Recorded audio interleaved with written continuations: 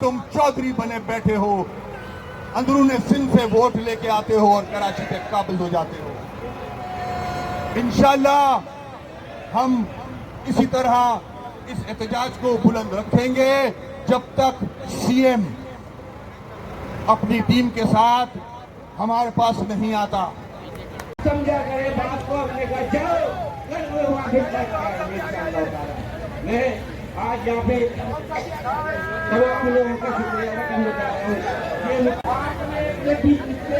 अपनी टीएमसी में उसके सीट में शामिल कर लिया है, मगर ये बात वो पास किया जाए ताकि इन नामर्दूदों को नेस्तो नाबूद किया जाए। मैं आज ये कहना चाहता हूँ कि आज सारा निजाम, और अभी आप कल के मैं देख रहा था कि अब जो कॉलेजेस में एडमिशन होंगे उसके डोमिसाइल के बगैर नहीं होंगे।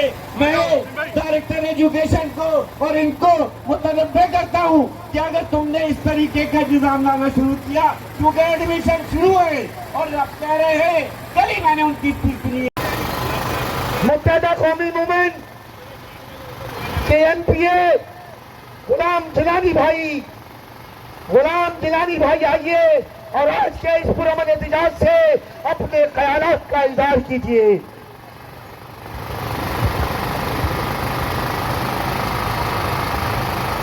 औज़ु बिल्लाहि मिनश शैतानिर रजीम, बिस्मिल्लाहिर रहमानिर रहीम, इय्याका नअबुदु व इय्याका नस्तईन। आज का ये एहतजाजी